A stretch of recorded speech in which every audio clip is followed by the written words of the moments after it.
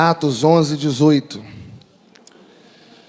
Aqui nesse versículo nós encontramos pelo menos 4 pontos importantes dessa doutrina, a doutrina do arrependimento. Dr. Martin Lloyd Jones, ele diz que arrependimento é o único acesso para uma vida feliz. O único acesso. Não tem outro caminho para a felicidade, senão o caminho do arrependimento. E eu quero então, nessa manhã, meditar com vocês sobre esta preciosa doutrina da palavra de Deus. Atos 11, 18, vamos ler juntos? E ouvindo eles estas coisas, apaziguaram-se e glorificaram a Deus, dizendo: logo, também aos gentios foi por Deus concedido o arrependimento para a vida. Mais uma vez, e ouvindo eles estas coisas, apaziguaram-se e glorificaram a Deus, dizendo: logo, também aos gentios foi por Deus concedido o arrependimento para a vida. Pai, fala conosco neste momento tão importante que nós nos reunimos silenciosamente e atenciosamente para ouvir a Tua voz, a Tua palavra aberta, Senhor. É boca de Deus para as nossas vidas. Que o Senhor fale conosco de novo nesta manhã e que a Tua palavra venha produzir um efeito poderoso na nossa vida. Para a glória do Teu nome, é o que te pedimos, em nome de Jesus. Amém e amém. Glória a Deus. Toma o seu lugar. Infelizmente, muitos pregadores, com o propósito de agradar o maior número de pessoas, têm se furtado de pregar algumas doutrinas fundamentais da palavra de Deus. Como exemplo, essa doutrina aqui, a doutrina do arrependimento, que nada mais é do que para você ser servo de Deus, para você ser um cristão, você precisa de mudança. Você não pode ser a mesma pessoa que você era no mundo, sem Deus, e agora que você está no reino de Deus, na presença de Deus, ser a mesma pessoa, com os mesmos hábitos, com as mesmas manias, com o mesmo comportamento. Não pode, é incoerente. Você precisa de transformação. Mas nós não ouvimos tipos de mensagens assim, que tratam sobre o pecado, que tratam sobre a doutrina do pecado, da culpa, do arrependimento, da disciplina. Não se fala mais sobre a ira de Deus, o juízo de Deus, a justiça divina. Não se prega mais sobre o inferno. Um pastor um dia recebeu um convite para estar numa igreja e trazer a palavra, e quando ele chegou naquela igreja, uma recomendação simples foi dada àquele pastor. Olha, pastor, seja muito bem-vindo, a casa é sua, fique à vontade, o púlpito é teu, só vou te pedir uma coisa: não pregue sobre o inferno aqui, porque as pessoas não gostam. Essa é a nossa realidade. Esse tipo de mensagem não está presente na maioria dos púlpitos, já há algum tempo. Mas acontece, irmãos, que nós precisamos urgentemente de tratar sobre essa doutrina. E eu quero, inicialmente, destacar 4 razões, a título de introdução, sobre a importância de conversarmos sobre esse tema, de tratarmos sobre esse assunto do arrependimento. Então, se você tem o hábito de anotar ou de registrar na agenda do seu celular, faça isso agora. 4 razões que justificam falarmos sobre esse assunto. A primeira razão que devemos falar sobre arrependimento é simples e é clara. Jesus falou sobre arrependimento. Jesus, ele pregou sobre arrependimento. Aliás, a pregação de Jesus foi marcada por um convite. Veja o que diz em Marcos capítulo 1, versículo 15. O tempo está cumprido e o reino de Deus está próximo. Arrependei-vos e crede no Evangelho. Então, o Evangelho pregado por Jesus não era um convite para uma happy hour. O Evangelho pregado por Jesus não era um chamado para que as pessoas tivessem todos os seus problemas resolvidos aqui agora, sob o ponto de vista material. O evangelho pregado por Jesus era um convite ao arrependimento, a uma mudança de pensamento, a uma mudança de postura, a uma mudança de sentimento. Jesus chamava as pessoas para mudarem de vida, para mudarem de conduta, de comportamento. Lucas capítulo 5, versículo 32, ele diz ali: eu não vim para chamar os justos, e sim pecadores ao arrependimento. Então, meus amados irmãos, nós não podemos esconder no ministério de Jesus, nós não podemos esconder na pregação de Jesus a centralidade dessa doutrina, a doutrina do arrependimento.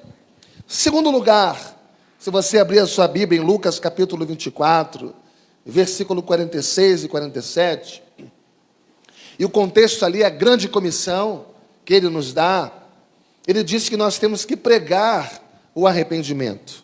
Ele disse: assim está escrito que o Cristo havia de padecer e ressuscitar dentre os mortos no terceiro dia, e que em seu nome se pregasse arrependimento para remissão de pecados a todas as nações, começando em Jerusalém. E é debaixo dessa grande comissão de se pregar o arrependimento para a salvação, de se pregar o arrependimento para o perdão dos pecados, que os apóstolos e que a igreja primitiva, eles pregavam essa doutrina. Mas a terceira razão, porque essa doutrina é importante, ela é indispensável para a salvação. Ou seja, se não houver arrependimento, não há salvação. Não há como a pessoa ser salva. Nós sabemos que somos salvos por Jesus, mas quando Jesus entra na nossa vida, e por ele a salvação, ele entra nos transformando. Então não há evidência da salvação em nós, se nós não mudamos. Nossos pensamentos, nossas palavras, nossa postura, nosso coração, nossos impulsos, nosso pensar, a nossa maneira de enxergar a vida, o mundo. Sem arrependimento, não há salvação. Veja na sua Bíblia, Lucas 13, 5. Jesus está ali explicando o sofrimento. Jesus está explicando ali a tragédia, algumas tragédias que aconteceram na sua época. E as pessoas estavam achando que as tragédias estavam acontecendo na vida das pessoas porque elas pecaram. E Jesus diz: olha, não foi por causa disso, não especificamente agora, mas, contudo, porém, entretanto, se vocês não se arrependerem, vocês vão perecer como eles. Se vocês não se arrependerem, vocês perecerão como eles. Então, irmãos, basicamente, o que é necessário? É necessário que se arrependa. Sem arrependimento não existe salvação para a alma humana. Mas em terceiro lugar, eu gostaria de chamar a sua atenção porque o arrependimento de pecadores produz júbilo no céu. Quando um pecador se arrepende na terra, existe festa no céu. Olha o que diz em Lucas capítulo 15, versículo 7. Jesus disse: digo-vos que assim haverá mais júbilo no céu por um pecador que se arrepende do que 99 justos que não necessitam de arrependimento. Então isso aqui é uma introdução. E diante dessas verdades que foram ditas e ouvidas nesse momento, eu gostaria de olhar com você para essa doutrina que está resumida aqui no capítulo 11 de Atos, no versículo 18. E ouvindo essas coisas, apaziguaram-se e glorificaram a Deus, dizendo: logo, também aos gentios foi por Deus concedido o arrependimento para a vida. Então, o primeiro ponto que esse versículo nos ensina é que existe uma bênção aqui, uma bênção que foi concedida. Qual é a bênção que foi concedida por Deus aqui? A bênção do arrependimento. Diz o texto: logo também aos gentios foi por Deus concedido o arrependimento. Então, a bênção concedida por Deus foi a bênção do arrependimento. E o que é o arrependimento? Arrependimento não é um ato humano. Arrependimento não é um remorso. Arrependimento não é você, entre aspas, se arrepender do que fez só por causa do medo das consequências. Arrependimento não é isso. Arrependimento não é um sentimento de culpa que a pessoa tem.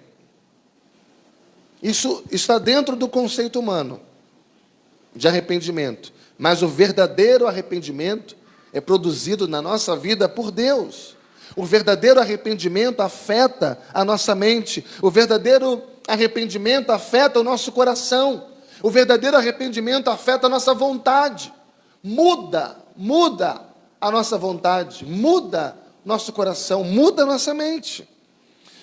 Olha o que diz em Atos capítulo 2 e 38.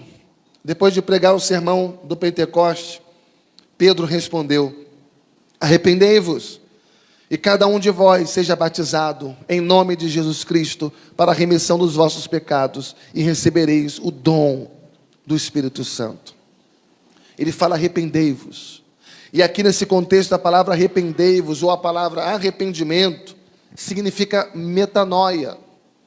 E metanoia significa mudança de conceito, significa mudança de opinião, significa mudança de mentalidade.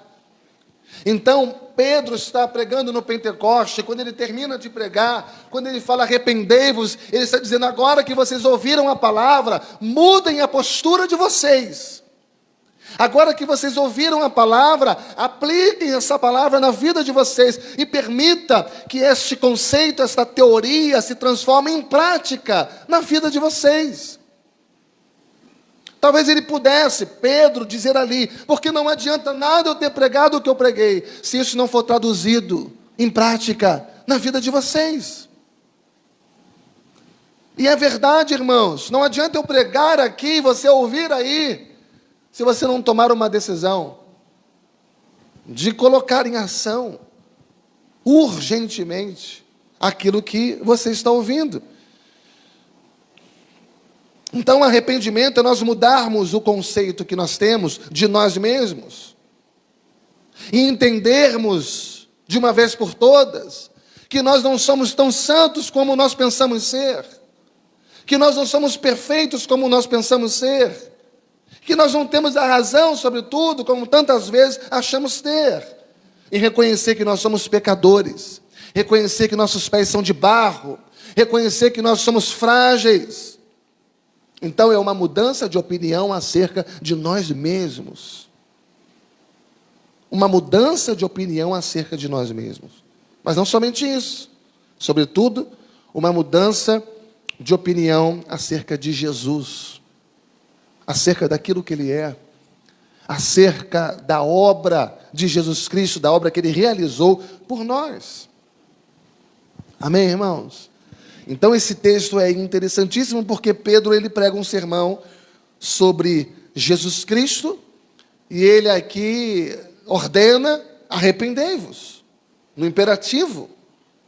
Cada um seja batizado em nome de Jesus Cristo para a remissão dos vossos pecados e recebereis o dom do Espírito Santo. Thomas Watson, ele diz algo muito interessante. Ele diz que há pelo menos 6 coisas envolvidas no arrependimento. E a primeira coisa envolvida no arrependimento é a percepção de que eu estou errado. A percepção de que eu sou pecador. Não há como uma pessoa se arrepender, não há como um arrependimento alcançar o coração e a mente daquela pessoa, se ela não se reconhecer uma pecadora. Não reconhecer que está errado.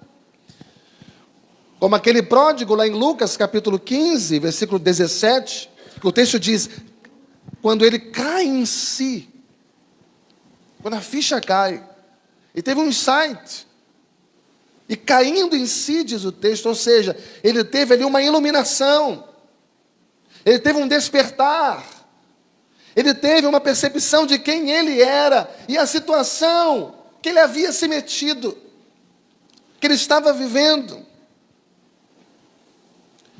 E Thomas Watson, ele prossegue no seu conceito, na sua compreensão das 6 coisas que envolvem o arrependimento.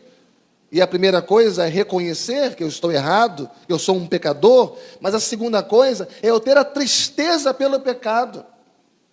É aquilo me constranger, me contristar.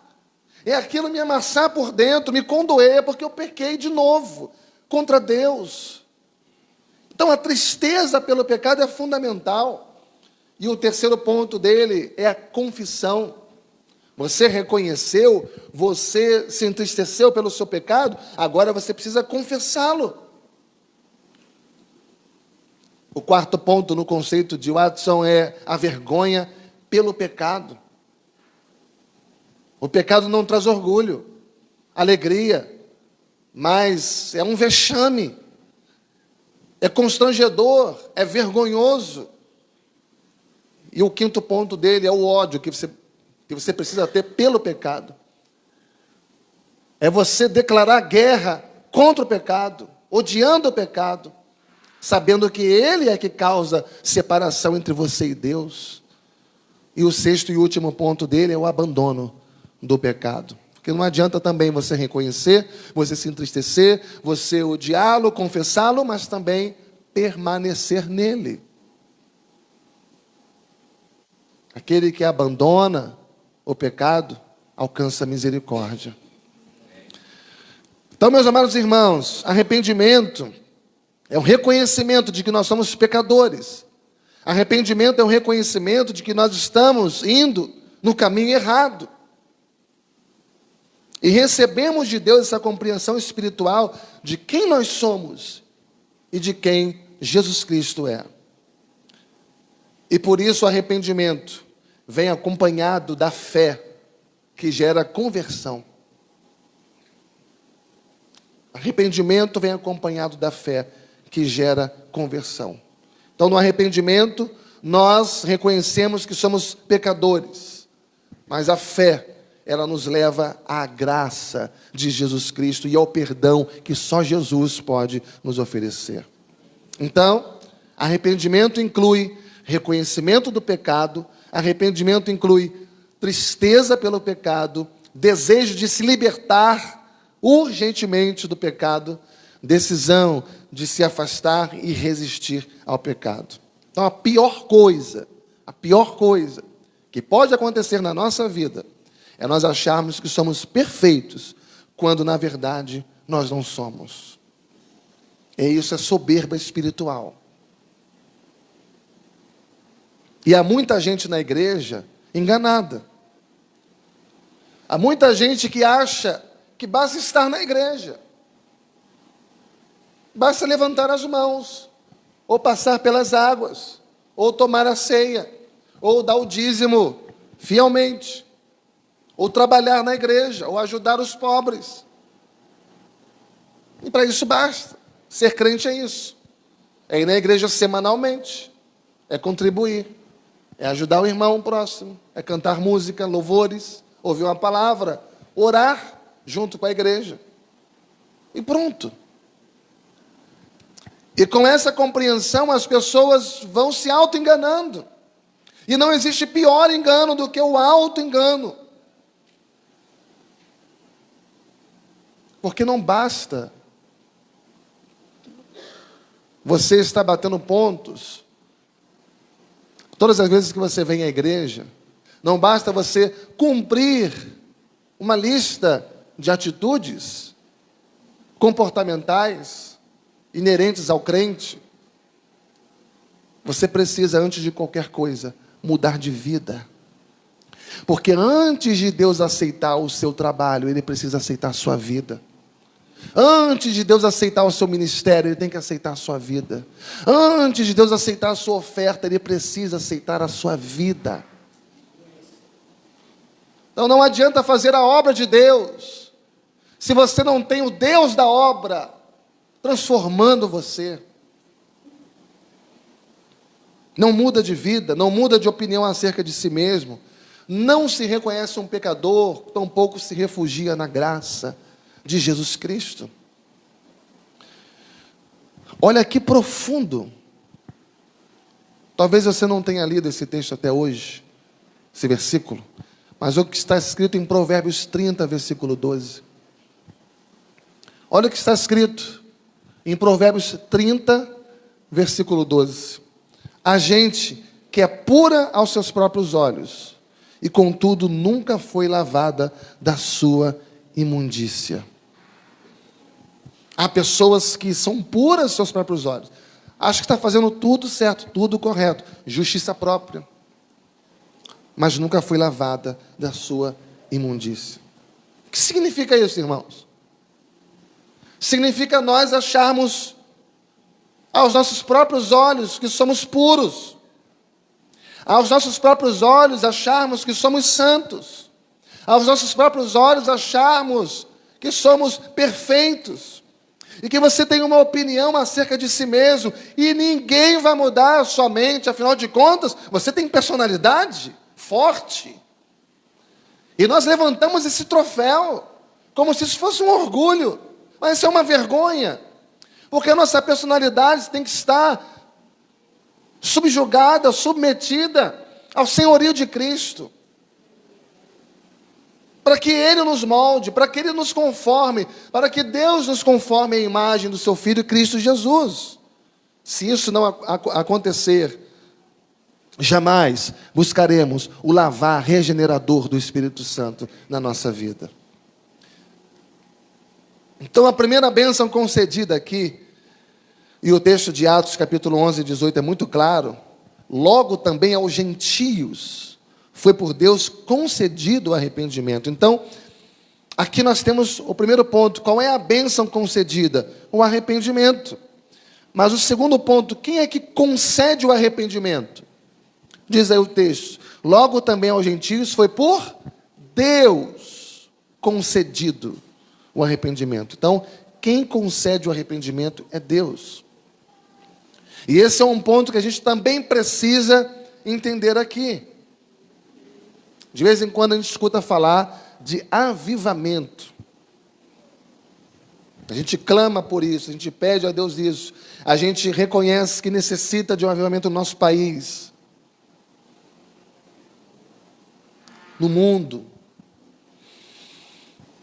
E avivamento da nossa parte nada mais é do que nós prepararmos o caminho para que o Senhor venha.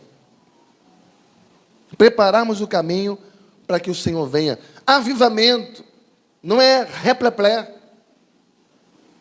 Avivamento é você regar a terra. Avivamento é você preparar o solo para que Deus derrame do seu poder, para que Deus derrame abundantemente chuva serôdia, para que Deus derrame a sua graça, para que as torrentes do Espírito recaiam sobre nós. Mas antes foi preparado uma terra, foi arado, foi regado, foi trabalhado. Antes abrimos mão daquilo que deveríamos deixar de lado e passamos a ser aquilo que Deus esperava que fôssemos. E o solo vai se tornando fértil, propício para a manifestação poderosa de Deus. Amém, irmãos? Olha o que diz 2 Timóteo 2:25. Mas antes disso, esse preparo da terra é feito justamente como um rasgar do nosso coração. Como que eu adubo a terra? Como que eu rego a terra, pastor? Não é rasgando as suas vestes como rasgavam no Antigo Testamento, mas agora rasgando o seu coração. É dizendo para Deus quem verdadeiramente nós somos e que precisamos dele para transformar a nossa vida. Porque nós não queremos nada nesse mundo se nós não tivermos a presença dele como o centro de todas as coisas. 2 Timóteo 2:25, disciplinando com mansidão os que se opõem, na expectativa de que Deus lhes conceda não só o arrependimento, para reconhecerem plenamente a verdade. Reconhecerem plenamente a verdade. E aqui diz que Deus nos concede o arrependimento, para nós reconhecermos plenamente a verdade, Deus precisa nos conceder o arrependimento. O arrependimento é uma obra produzida pelo Espírito Santo na minha vida e na sua vida.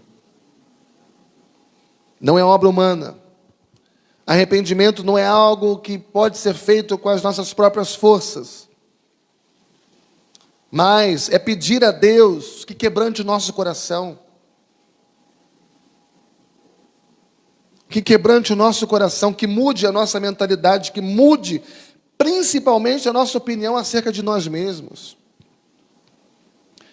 Você deveria ouvir a mensagem da última quinta, o exercício do arrependimento.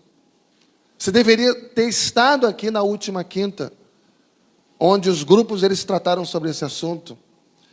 Você deveria estar nos grupos de vida, nesses 6 grupos de vida que nós temos, que estão acontecendo semanalmente nos lares de alguns irmãos, em que foi tratado sobre esse tema, arrependimento, quebrantamento. Foi tocante demais, foi profundo demais, foi um chamado à mudança de opinião, de mentalidade acerca de si mesmo. Eu mesmo fui profundamente tocado em que eu precisava tomar uma decisão relacional. E só poderia ser obra do Espírito Santo. Mas o Espírito Santo veio no meu coração como uma flecha. E eu obedeci à voz do Espírito Santo. E fui tratar aquele assunto tão complicado, tão difícil. E o resultado disso foi bênção. Foi a glorificação do nome do Senhor. Foi a edificação de vidas. Zacarias capítulo 12, versículo 10 diz: E sobre a casa de Davi, e sobre os habitantes de Jerusalém, derramarei o espírito da graça, espírito de súplicas. Olharão para aquele a quem traspassaram, pranteá-lo-ão, como quem pranteia por um unigênito, e chorarão por ele, como se chora amargamente pelo primogênito. Derramarei. Deus que está falando por boca do profeta Isaías, eu derramarei. Então é algo que Deus produz. É algo que Deus derrama. E Deus produz de tal forma, Deus derrama de tal forma, que isso vai trazer quebrantamento em nós. Que isso vai trazer choro em nós. E esse choro é quando eu olho para o Filho unigênito. E quando eu olho para Jesus, olho para a cruz, é que eu sou quebrantado, esmiuçado. Naquele dia, diz Zacarias 13:1, haverá uma fonte aberta para a casa de Davi e para os habitantes de Jerusalém, para remover o pecado e a impureza. Naqueles dias, haverá uma fonte aberta, e a fonte vai jorrar para a casa do Senhor, vai jorrar para o povo de Deus. Essa fonte vai jorrar sobre a sua vida. Essa fonte vai jorrar sobre a minha vida. E qual é o propósito dessa fonte? Remover o pecado de nós. Remover a impureza do nosso coração. E essa fonte purificadora, irmãos, vem da cruz. E essa fonte traz santificação. Essa fonte traz purificação. É Jesus operando em nós. Diga graças a Deus.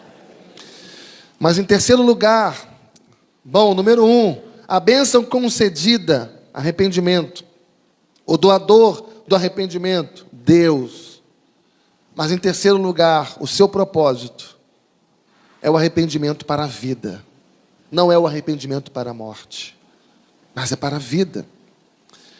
Voltando lá para Atos 11:18, no finalzinho, olha que diz: concedido o arrependimento para a vida. Logo, também aos gentios foi por Deus concedido o arrependimento para a vida. 2 Coríntios 7:10 diz: porque a tristeza, segundo Deus, produz arrependimento para a salvação, e que a ninguém traz o pesar, mas a tristeza do mundo produz morte, e a tristeza pelo pecado produz vida. Louvado seja Deus. Veja, irmãos, Judas Iscariotes. Ele não teve arrependimento. Ele não se arrependeu. O que Judas teve foi remorso, foi angústia. Ele viu o mal que ele fez, se desesperou, mas aquilo não trouxe transformação no seu coração. E o remorso o levou ao suicídio, o levou à morte. Mas o arrependimento produzido por Deus é uma tristeza profunda, mas que vai nos quebrantar, mas não vai nos matar. Ela nos quebranta e ela consequentemente nos leva a buscar a Cristo, buscar o perdão pelos nossos pecados. Você vai se entristecer pelos seus pecados, e aquela tristeza pelo pecado vai conduzir você a buscar uma transformação de vida, a dizer: chega, eu não quero isso mais, porque o meu Deus não é digno disso. O propósito do arrependimento é para a vida. E o que significa essa palavra vida? E a primeira ideia é a vida espiritual. Vida espiritual, ou seja, uma nova vida, uma nova criatura, um novo coração, é um novo estilo de vida, é um novo comportamento, é uma nova maneira de viver, é um novo olhar para o mundo, é novidade de vida, de conduta, é uma transformação.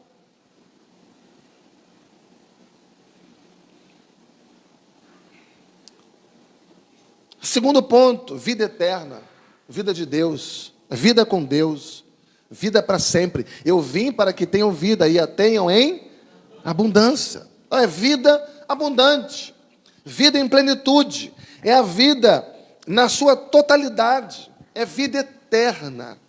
E vida eterna não é só uma vida que nunca se acabará, mas vida eterna é a qualidade de vida que você tem com Jesus, a qualidade de vida que você tem na presença de Deus, é uma qualidade de vida espiritual. Então a vida eterna, por mais que você vai vivê-la absolutamente, abundantemente e plenamente na glorificação, mas vida eterna é algo que você também pode começar a experimentar aqui e agora, porque é a sua relação com Deus, é a qualidade de vida espiritual que você tem na presença de Deus. Amém, irmãos? Mas em último lugar, número 1, a bênção concedida. Número 2, o seu doador. Número 3, o seu propósito. Quando Deus nos quebranta, quando Deus nos quebra, quando Deus trabalha no nosso coração, na nossa mente, no nosso interior, quando Ele nos coloca com a boca no pó, para desejar mais da presença dEle. Quarto lugar, o propósito dEle é nos dar vida. O propósito dEle é nos dar vida. O nosso texto está no contexto da missão da igreja. Esse é o assunto que está sendo tratado aqui, a missão da igreja. Logo também, Atos 11:18, aos gentios foi por Deus concedido o arrependimento. Então, se nós temos a bênção concedida, se nós temos o seu doador, se nós temos o seu propósito, agora nós temos aqui em quarto lugar os beneficiários do arrependimento. A turma que recebeu esse benefício da parte de Deus. O alvo do arrependimento, a quem Deus, Ele produz o arrependimento. E o texto diz, aos gentios. E gentios aqui são todos os pecadores, mas que não são judeus. E eu e você estamos incluídos aqui, nos gentios. Efésios capítulo 2, versículo 11 diz, portanto, lembrai-vos de que outrora vós, gentios na carne, chamados incircuncisão por aqueles que se intitulam circuncisos na carne, por mãos humanas. Naquele tempo estáveis sem Cristo, separados da comunidade de Israel, estranhos às alianças da promessa, não tendo esperança sem Deus no mundo. Nós precisamos, irmãos, então, de pregar o evangelho do arrependimento. Nós precisamos de pregar, de falar mais, conversar mais, de tratar mais sobre esse tema, o evangelho da transformação, o evangelho da mudança de vida.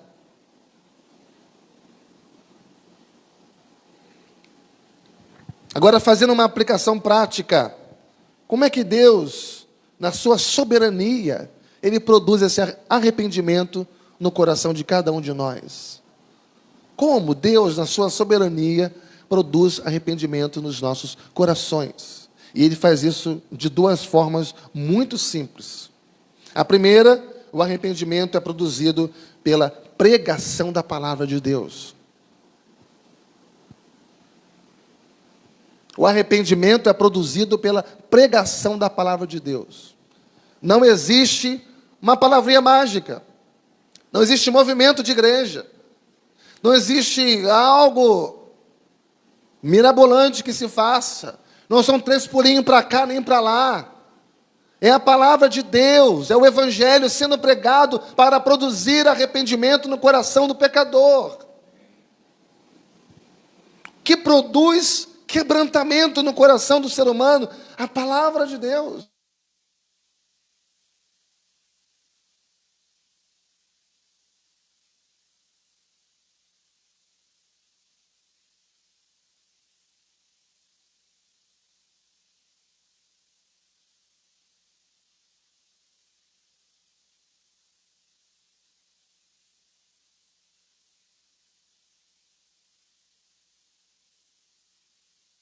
Que não existe um coração duro, um coração endurecido, que não existe nenhuma situação de coração, de pessoa, que a palavra de Deus não possa penetrar, por mais duro que seja, porque a palavra é martelo, e ela quebra e ela entra. Louvado seja Deus, irmãos. A palavra de Deus, ela é a espada do Espírito. A palavra de Deus, ela é uma semente, ela é poderosa, ela é eficiente, ela é eficaz. E não há nenhum coração que possa resistir ao poder da palavra de Deus quando Deus quer agir naquele coração. Mas não somente isso. O agente do arrependimento é o Espírito Santo. O agente do arrependimento é o Espírito Santo. Então, a palavra de Deus é pregada e a ação poderosa do Espírito Santo vem e produz quebrantamento e produz mudança de vida. Quando a palavra de Deus é pregada, não há poder no pregador, mas é o poder de Deus que vem junto com essa palavra e transforma o coração daquele ouvinte. Glória a Deus, irmãos. Eu quero encerrar ilustrando para vocês em Atos capítulo 2 e 37. A gente poderia estar cantando um louvor, que eu não sei qual ainda. Vou pedir ajuda aos universitários. Atos capítulo 2 e 37. Ouvindo eles estas coisas, compungiu-se-lhes o coração e perguntaram a Pedro e aos demais apóstolos: que faremos, irmãos? Eles escutaram a palavra. Eles escutaram a pregação do evangelho. E agora que eles escutaram, eles falaram: a gente tem que fazer alguma coisa com aquilo que a gente ouviu. Alguma coisa tem que ser feita quando a palavra de Deus é pregada. E eles perguntaram: o que faremos, irmãos? Olha para Atos 2 e 37, presta atenção nos verbos usados aqui. Ouvindo eles estas coisas. E que coisa eles ouviram? A palavra, o ensino bíblico acerca da pessoa e da obra de Jesus Cristo. Então eles ouviram. Eles ouviram. Então nós pregamos aos ouvidos. Nós pregamos aos ouvidos. Mas veja que eles ouvindo. Aí vem o próximo verbo, compungir. Compungiu-se-lhes. O quê? O coração. E o que significa o verbo compungir? Aqui nesse contexto, significa abrir uma cratera. Compungir significa abrir uma cratera. Significa você estar quebrado por dentro. Quebrado por dentro. A palavra, quando é pregada no poder do Espírito Santo, ela cria essa abertura, essa rachadura, essa profundidade, para poder entrar no âmago do nosso ser, na nossa essência. E por isso não há coração tão duro que não possa ser quebrantado pelo poder do Espírito Santo de Deus. Então ouviram, é a parte intelectual. Eles ouviram. Compungiu-se-lhes o coração, é a parte emocional. Mas em terceiro lugar, eles perguntaram: o que faremos, irmãos? E o que significa esta pergunta? O que faremos, irmãos? É a volição, é a vontade. Ou seja, quando o Espírito Santo produz arrependimento em nós, ele nos dá a compreensão da palavra de Deus, e essa palavra, ela quebranta. Ela nos quebranta e essa palavra nos transforma.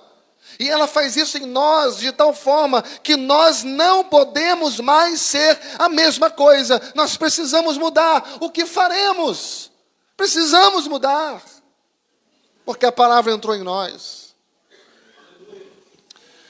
É claro que a palavra de Deus, como uma semente, ela pode ser lançada num terreno espinhoso, um terreno duro, solo.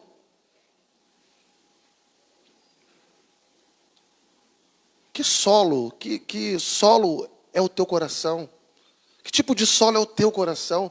Teu coração é um solo espinhoso, rochoso? Ou o teu coração é um solo fértil, que está preparado para a ação da palavra de Deus, do Espírito Santo na sua vida? Porque se o teu coração for um solo fértil, bem molinho, em que Deus pode agir, você vai ouvir a palavra e você vai ser completamente incomodado a assumir uma nova postura na sua vida. Viver para a glória de Deus. Viver para a glória de Deus. Que Deus nos ajude, irmãos. Que Deus nos ajude a viver essa mensagem de arrependimento, de quebrantamento, porque sem arrependimento não há salvação. Sem arrependimento, sem quebrantamento, não há como você entrar no céu. Você pode estar na igreja, você pode ter ficha de membro, você pode estar registrado nos documentos da igreja, você pode ser um frequentador de igreja, mas você jamais entrará no céu, se não tiver um coração transformado pelo Espírito Santo. Mesmo depois da nossa vida como um cristão, servo de Deus. E agora, pastor? Agora você precisa de buscar isso todos os dias da sua vida.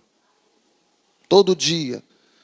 Todo dia. A nossa vida é sempre uma vida de arrependimento. Que Deus nos abençoe. E que o Espírito Santo venha derramar sobre nós hoje quebrantamento espiritual. Amém?